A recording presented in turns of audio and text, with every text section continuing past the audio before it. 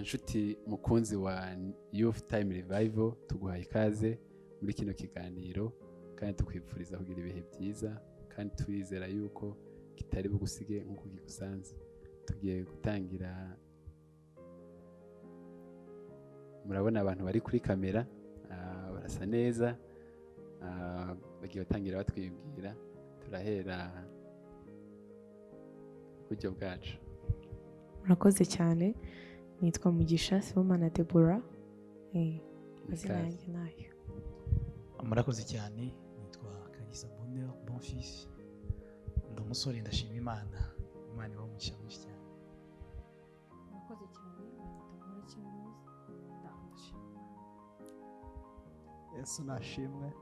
Nitwa Ngirinshuti Olivier, nanjye ndashima Imana. Murabona ko basa neza kandi basa n'abantu badufitiye ibintu byinshi byiza. Reka batangire batubwira ku muntu wabonye bwa mbere, muri abantu ki, muri bande. Murakoze cyane, tubanje gushima Imana nk'uko twabivuze, kandi turanezerewe cyane kuba tubonye uyu mwanya wo kugira ngo tuganire nawe aho uri udukurikiye hirya no hino hatandukanye. Twifurije umugisha w'Imana mbere y'ibindi byose.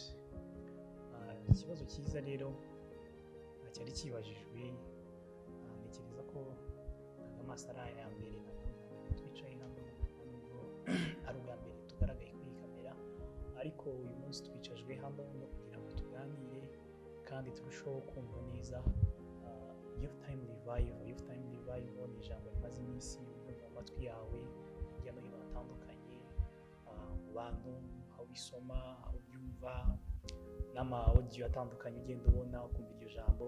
Uyu munsi rero twicaye hano kugira ngo tuganire iryo jambo. Ni bande? Ni ukubera iki? Bimeze bite? Turi abajene rero bashima Imana, bakiriye Yesu Kristo nk'umwami n'umukiza ubugingo bwacu, kandi b'abanyarwanda, abakobwa n'abahungu bashima Imana. Tubarizwa mu madini n'amatorero atandukanye hano mu Rwanda. Ntekereza ko igikomeye dufite kurusha ibindi ni Kristo, kandi ntabwo ari twebwe, ahubwo nawe aho uri, aho wicaye, waramenye Yesu nk'umwami n'umukiza w'ubugingo bwawe. Ntekereza ko Imana iri kuvugana natwe. Iri jambo Youth Time Revival turaza kumva neza Youth Time Revival ni iki, turaza kumva why Youth Time Revival turi kuyivuga uyu munsi mu kinyarwanda cyuzuye. Youth Time Revival, urubyiruko n'igihe cy'ububyutse. Hanyuma rero turashima Imana, turi abajene bakijijwe bakakira Yesu nk'umwami n'umukiza w'ubugingo bwabo, kandi nawe aho uri, aho wicaye aho ngaho, twumva uri umwe mu bo turi kumwe dufatanije gutekereza kuri Youth Time Revival turaza kumva. Turishimye rero kubana nawe muri iki kiganiro. Nta kindi tugiye kwicazwa hano tuvuga n'ubundi no kwibaza Youth Time Revival turi bande, Youth Time Revival imipaka yayo, intango yaho, iherezo ryayo riri hehe, nawe aho uri. Ndishimira ko turaza kumva neza icyo Youth Time Revival bisobanuye. Imana ibamugisha rero. Murakoze cyane. Turumva ko harimo ijambo ryagiye rigarukamo ububyutse cyangwa revival. Yego. Tugiye kubaza Olivier, ese mukora iki? Ni igihe murimo murategura kugira urubyiruko rufite ububyutse muri kino gihe? Yego, urakoze cyane. Nk'uko twakomeje kubivuga, revival, haramutse hari umuntu utumva icyongereza, ni iryo jambo nyine rivuga ububyutse.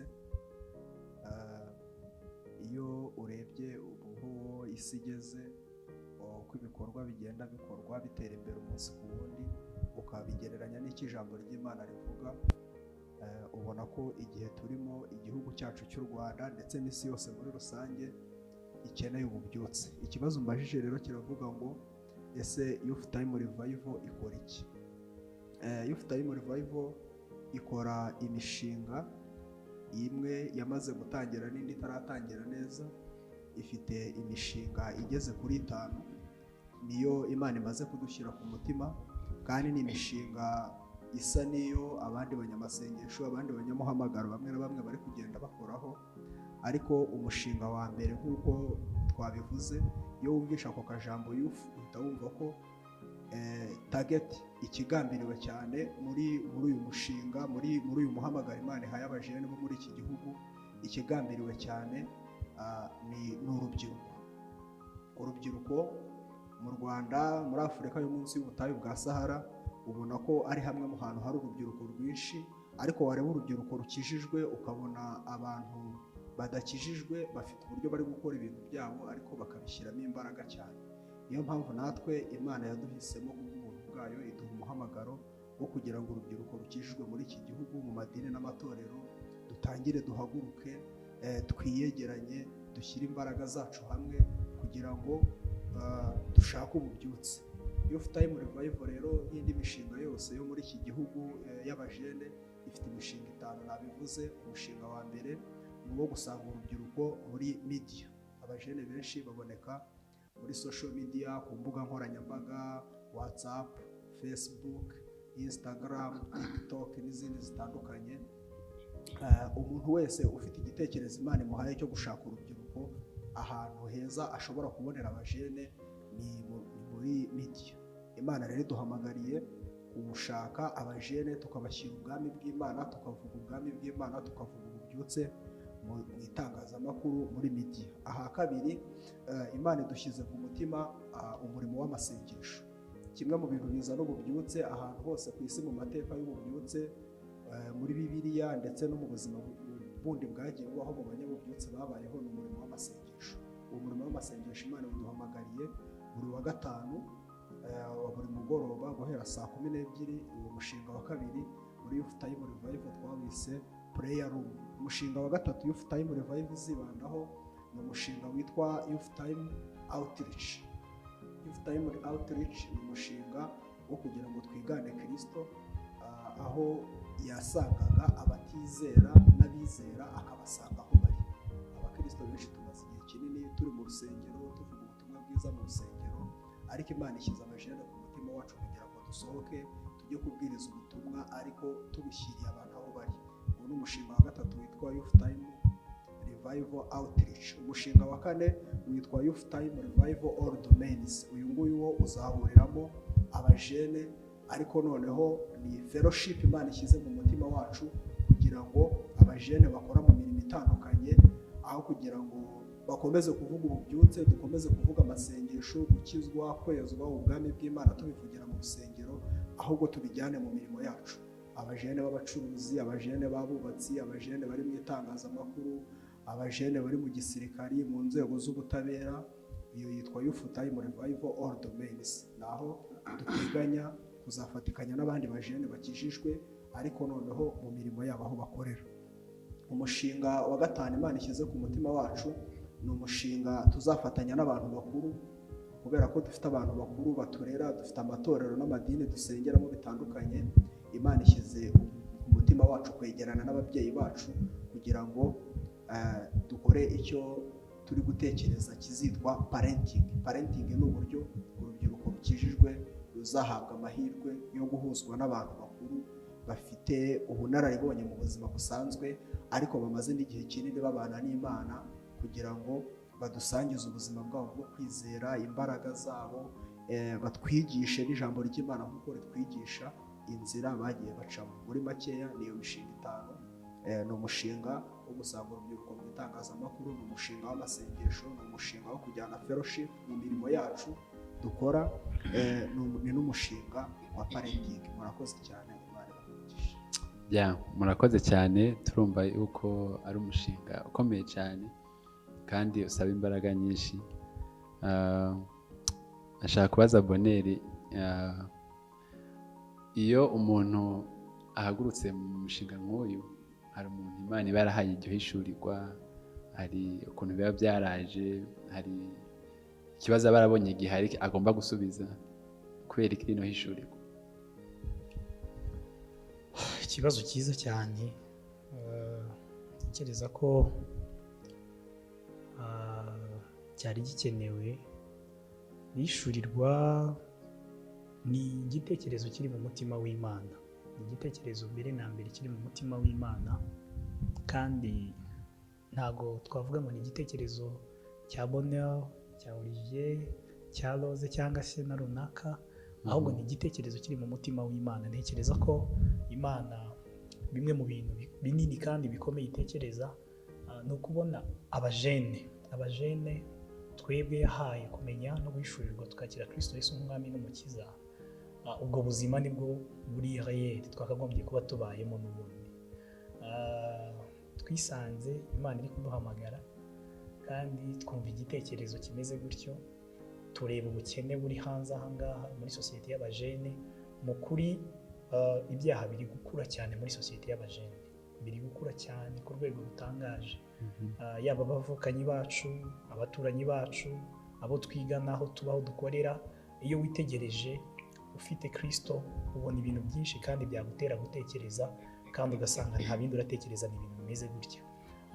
Twebwe twicaye hano kugira ngo dusobanure Youth Time Revival, tuvuge ibi bintu, ariko ntekereza ko umujene wese udukurikiye ahari, aho yicaye, wabonye Yesu, agahura na Yesu, ni ibi bintu ari gutekereza. Niyo mpamvu gutekereza kwacu ntabwo kubakiye ngo kuri umuntu runaka, kubakiye mu mutima, ni ikintu kiri mu mutima w'Imana cyane. Umuntu udukurikiye wese w'umujene ahantu ari, ibi bintu ni ibye, arabyumva cyane, kandi Imana iri kuduhamagarira twese.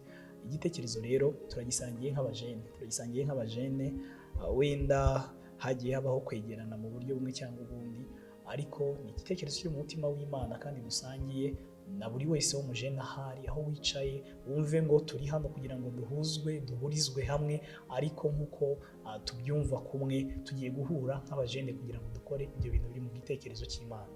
Murakoze cyane.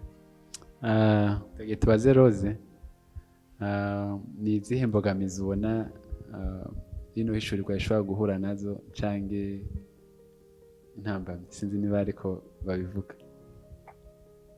Murakoze. Imbogamizi zo ntizabura. Urubyiruko ni abantu bashaka kugira ngo ubereke ko uri kumwe nabo muri byose, nta kujajinga, nta kuvuga ngo uyu ni umunyabyaha, uyu ni umukiranutsi, ahubwo ni ukugira ngo duhurize hamwe imbaraga zacu, twumvishe ko ari ukugira ngo duhurize hamwe imbaraga zacu, ugukomera kwacu cyangwa se izo mpano zacu dufite, Imana iziduheremo imbaraga tubashe kugera aho twifuza kugera.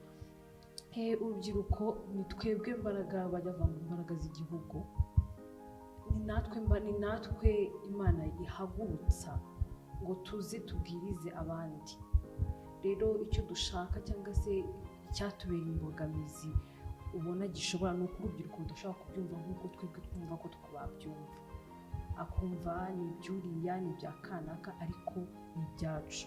Turagira ngo urubyiruko rubyumve nk'uko twumva ko twabyumva, kandi bumve ko twese ari ibyacu, nitureke kuguma mu by'isi cyane, tugire igihe niba twafashe icyumweru kimwe mu kwezi, ugira igihe wiga muvuga ati reka njye kureba, nanjye ndebe, nanjye nigerereyo. Nicyo dushaka.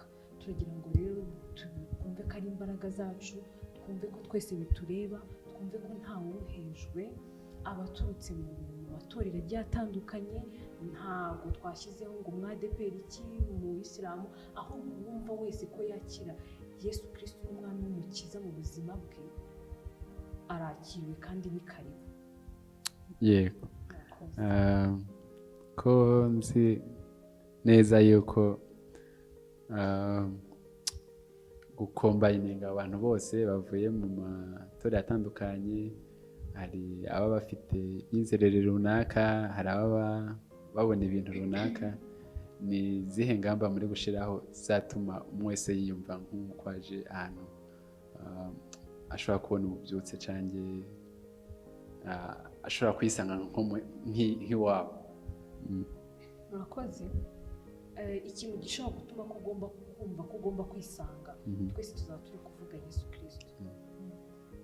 Ntabwo dufite amategeko atugenga nk'itorero, kuko ntabwo turi itorero, ahubwo turi imbaraga z'urubyiruko zo kugira ngo tubyutse n'ubundi rubyiruko kumva ko rutuje, ruhugiye mu by'isi, ahubwo tubabyutse. N'ububyutse dushaka kuzana mu rubyiruko. Niyo mpamvu rero tuzaba tuvuga Yesu Kristo, tuzaba tuvuga umugabo umwe. Niyo mpamvu uvuze ngo uwizera Yesu Kristo wese ntagahejwe. Niyo mpamvu buri wese azumva ko agomba kwisangamo. murakoze cyane. Reka tugaruke kuri Debora. Gahunda yo gusenga y'ibiganiro ese bizahoraho cyangwa ni rimwe na rimwe mwatubwira? murakoze cyane. Gahunda y'amateraniro ni buri cyumweru cya mbere cy'ukwezi. Buri cyumweru cya mbere cy'ukwezi tuzajya tuba dufite youth time revival, tuzajya tuba dufite umwanya, igihe cyiza cy'urubyiruko, duhure dusangire ijambo ry'Imana, mbese tunezereranwe muri Kristo Yesu. Yego, buri cyumweru cya mbere cy'ukwezi. Murakoze. Ku bijyanye n'ibiganiro, sinzi niba Bonere yadufasha. Ese ni rimwe mu cyumweru, ni rimwe mu kwezi? Ku muntu wabonye uyu munsi aribwo bwa mbere, mwamwizeza iki? Murakoze cyane. Debora bivuze neza, aravuze ngo ni ku cyumweru cya mbere cy'ukwezi. Ntekereza ko turi kurangiza umwaka wa 2023 na kabiri. Umwaka wagenze neza, ntabwo covid yatuganje cyane nko mu myaka 2 itambutse. Imana ishimwe. Umwaka wa 2023 rero tugiye kwinjiramo, ni umwaka ntekereza ko ibyuho iyo myaka yose isize, twebwe urubyiruko twamenye Kristo, ni igihe cyiza cyo kugira ngo noneho dufate igihe Imana iduhaye, turebe ko byangiritse n'ibyagiye bitera impamvu z'ibitandukanye byabayeho mu gihe cyatambutse, twatangira kuba imbaraga zubaka igihugu, zubaka ubwami bw'Imana hano mu isi. Guhera umwaka utaha rero, turi mu mpera z'uyu mwaka wa 2022, guhera umwaka utaha mu kwezi kwa mbere, buri cyumweru cya mbere cy'ukwezi dufite igitekerezo cyiza kandi ntekereza ko kitazananirana, ntabwo kizanga, ndabyizeye cyane. Tuzajya tuba dufite serivisi yo gusenga, azajya bari kuwa gatanu. Tuzajya dukorera Solace Kacyiru munsi ya Rwanda Housing Authority, mu muhanda ujya wa Faisal. Abantu benshi ndumva barahazi. Niho hantu tuzajya dukorera, aho tuzajya duhurira, nta kindi kiduhuje ari ugusenga, ari uguterana no kwiga inyigisho zitandukanye, n'abakozi b'Imana batandukanye dufite muri za muvuma, dufite muri ziriya activity dufite. Hari ahantu mwabonye handitse youth player, nicyo kintu kizabaho. Ariko nanone tukagira indi platform ya media, social media. Twagize kwibaza, turavuga ese abajene bari muri secular monde, mwisi y'abajene ba hano hanze, kuki bari gukoresha neza social media mu bintu byabo?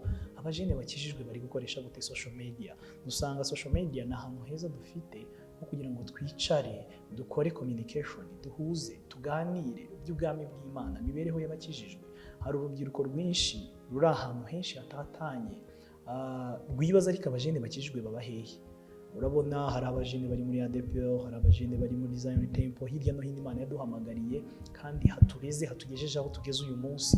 Ari nayo mpamvu nyine twumva ishyaka ry'umurimo w'Imana kandi ryunga ubumwe. Abajene rero batari aho hantu baribaza ariko muvuma z'abajene bakijijwe muri iki gihugu tutazibona. Kimwe rero mu bintu platform ya media izadufasha, izatworohereza guhura n'abajene bose, n'uri mu rugo n'abari hirya no hino hatandukanye. Tuzicara twicare tuganire iby'ubwami bw'Imana. N'ahantu hakabiri tuzahurira, hari amasengesho, hariya tuvuze, hari platform ya media, hari biriya bikorwa bavuze bya outreach. Tuzasohoka tugende dusura ahantu hatandukanye, tujye ku Gisimenti, ibintu biri kubera ku Gisimenti. Ese twebwe turahejwe kugera ku Gisimenti? Tugende tuhasure, tugende tubwire abajene bati Yesu muramuzi. N'aha handi hose ntekereza ko rero ibikorwa by'amasengesho, guhura, ni uko nguko turi kubitekereza kandi bizagenda neza, turabyizeye. Yego, murakoze cyane. Tugana ku musozo, nagira duhere kuri Olivier. Tugiye gutera amatsiko umuntu utubonye aribwo bwa mbere, ku buryo bw'uko n'ejo cyane n'undi munsi azagaruka akaza gufungura kino kiganiro cyangwa akacohereza mugenzi we, ku buryo bw'uko tuzabana kandi tukazakomezanya. Murakoze cyane. Murakoze cyane. Ikintu twabwira umujene udukurikiye ni uko Imana iri kumutekerezaho.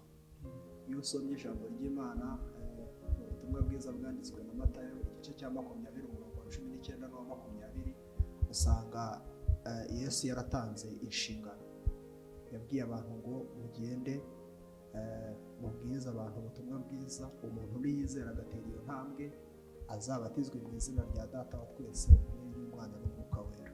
Ariko noneho ntibizarangirira aho ngaho, abo bantu bamaze kwakira Kristo muzagende munabigishe. Ikintu nabwira umujene rero ni uko Imana imufite ku mutima, iramukunda.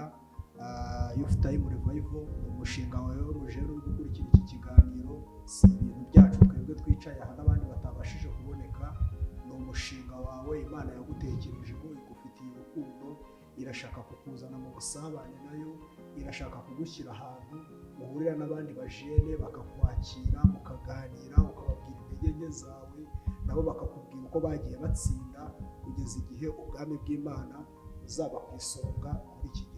Murakoze cyane. Yego, dukomereze kuri Rose. Niki wabwira abakobwa bakurikiye, gerageza batera amatsiko. Murakoze.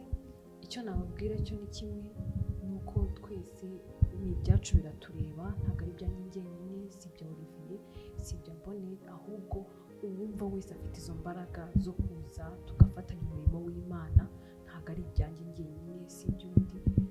Ndifuza ko bose babyumva, bakumva ko ari ibyacu kandi bakadushyigikira. Tutabafite ntacyo twageraho. Rero nimudushyigikire, muze dukorere Imana, kuko mu rubyiruko hari byinshi, turi kujya hanze cyane tukaburira Imana umwanya, ariko Imana iradukeneye kugira ngo yongere connection yacu y'Imana natwe. Rero ntago yayongera tutayihaye umwanya. Rero icyo nifuza ni uko tubyumva, tukayiha Imana umwanya, ndetse tukabyumva nk'uko nanjye mbyumva, ukabigira ibyawe, nawe ukumva ko ari ibyawe, bizadufasha twese. Murakoze cyane. Nifuza ko twebwe abajene bamenye Kristo Yesu nk'umwami n'umukiza w'ubugingo bwacu, twabaho ubuzima butera ishyari abajene bataramenya Yesu. Ubu buzima nta kindi kintu kizabwerekana, ni ubumwe, ni ugusenyera umugozi umwe, ni ukugira udushya. Ubwami bw'Imana bufite udushya. Tuvana amaboko mu mifuka, dusenyera umugozi umwe. Hari ijambo Imana yaduhayemo igitekerezo, nakita ngo abantu bari kumva turi kuvuga tuzasenga, ariko Imana iduhamagarira umurimo wo gusenga, yaduhaye ijambo ryitwa ubusabane. Ibintu tugiye gukora twebwe nawe wowe dukurikiye, Imana yabyise ubusabane kurusha uko yabyise amasengesho. Ijambo amasengesho ni ijambo rito cyane, risobanurwa n'ijambo ryagutse ryitwa ubusabane. Hari ubusabane bwacu n'Imana ishaka kubaka, ariko hari n'ubusabane bwacu nk'abana b'Imana. Ndishimye rero ko uri kumva ibyo Imana iri kutubwira twebwe urubyiruko rwo muri iki gihugu cy'u Rwanda. Mu ijambo rimwe, urubyiruko rw'u Rwanda cyangwa se igihugu cyacu kibitse amasezerano akomeye kandi agomba kugenda agafata isi, kibitse agakiza k'isi, kibitse agakiza ka Afurika. Mwene data, jene aho uri hirya no hino hatandukanye, ibi bintu ntago ari iby'abantu, ni ibyacu kandi Imana yabitekereje mbere yuko tubitekereza. Bizagenda neza, nta gushidikanya njye mfite nicaye imbere yawe, ndabizi ko uri kunyumva, ariko ndabizi neza ko bizagenda neza. Mureke rero duhaguruke, tubeho ubuzima butera ishyari, abajene bataramenya Yesu baze bashakashaka umwami. Hari ahantu Paul yageze baravuga ngo bakitegereza imirimo yiwe, ngo bikabatera guhimbaza Imana. Tubeho ubuzima abajene, niba tureba bakijijwe, abataramenya Kristo bahimbaza Imana. Imana ibaha umugisha mwinshi cyane. Yego Deborah, ibintu ko urubyiruko rudakunda cyane ibintu nangiye kuvuga ngo byo mu gakiza, babona ari ibintu biri bowad, ntabwo biyumva neza. Ni iki wabwira abantu bazajoyininga Youth Time Revival batera amatsiko? Yego, murakoze cyane. Burya iyo utari wakora ikintu ntabwo umenya uko ibyacyo, ntabwo ukimenya. Ni ukuvuga ngo kugira ngo batumenye, kugira ngo bumve amahoro aba muri Kristo, kugira ngo bamenye umunezero uri muri Kristo, kugira ngo bagire bwa bwisanzure, babeho neza mu buzima, ni uko bagomba kuba bazi Kristo. Nibaze rero, nibaze basogongere ku byo dushaka gusangira nabo, nibaze barebe Youth Time Revival, ese harimo iki, ese bigenda gute, ese ni bantu ki. Nibaza bagasogongera, ndabizi neza kandi ntashidikanya yuko bazasobanukirwa. Ni ukuri muri Kristo ubutumwa tuzaba turi gutanga ni ubutumwa bwa Kristo, ni ubutumwa bwiza bwa Yesu Kristo. Ni ukuri rwose bazahimburwa kandi bazabona ya mahoro baburiye ahandi, bazabona wa munezero, bazabona wa mutuzo, hahandi byari bibagoye, hahandi babonaga nta yindi nzira atari ukujya wenda kwishimisha, atari ukujya kubyina, atari ukujya kurara hanze, cyangwa se no kujya ahandi hantu mu bindi bintu byose by'iyi si bidahesha Imana icyubahiro, ariho baboneraga amahoro. Bazabona amahoro mu kuririmba, bazabona amahoro mu kuganira ijambo ry'Imana, bazabona amahoro mu bitaramo tuzagenda dukora, bazabona amahoro muri gahunda zose ziri muri Youth Time Revival. Murakoze. Ngo bazabona amahoro ni bemera bakaba mu bihe by'ububyutse nk'urubyiruko. Imana ibahe umugisha. Sinzi niba hari ikibazo ntabajije cyangwa mwashaka mbere ko dusenga. Ndumva byose twabaye nk'ababigarukamo kandi neza cyane, ariko nk'uko twabivuze, guhera umwaka utaha tugiye gutangira urugendo, ni urugendo rurerure rw'ubusabane bwacu mu rubyiruko rukijijwe ndetse n'Imana. Ndakurarika rero kugira ngo guhera ku cyumweru cya mbere cy'ukwezi, azaba ari ku itariki 6 z'ukwezi kwa mbere, hariya Kacyiru kuri Solace, tuzatangira uru rugendo ku mugaragaro. Ndakurarika kugira ngo ndeke kuvuga itariki, ahubwo sevinge ngo icyumweru cya mbere cy'ukwezi twebwe urubyiruko rukijijwe tuzajya twicazwa no kumva mission y'ukwezi. Ntekereza ko tuzajya dutangira ukwezi dufite intego n'intumbero kandi tuyigenderemo. Icyumweru cya mbere cy'ukwezi kuri agenda yawe umwaka utaha ugisevinge, uvuge ngo iyi Friday, uyu wa gatanu tugiye kugenda ahantu tugomba gukora fellowship yacu urubyiruko rukijijwe n'Imana, twumve icyo Imana ishaka ko dukora kandi Imana izabiduhemburiramo. Reka dusenge. Mwami Yesu Kristo, Data wa twese uri mu ijuru, waduhamagaye kandi wadutoranyije tutaraba insoro mu nda z'ababyeyi bacu, ugatekereza ko uyu munsi tuzaba dufite igitekerezo cyawe cyo kugira ngo ubusabane bwacu nawe, cyo kugira ngo ubusabane bw'itorero ry'urubyiruko rwo mu Rwanda, Mwami wacu, bube bwongeye kugirirwa umugisha n'Imana, ngo dutangire uru rugendo turugende kandi dusenyere umugozi umwe nk'urubyiruko. Turagushimiye kuko watuzaniye iki gitekerezo Mwami wacu, kandi dufite kwizera kudashidikanya ko uzabana natwe muri uru rugendo.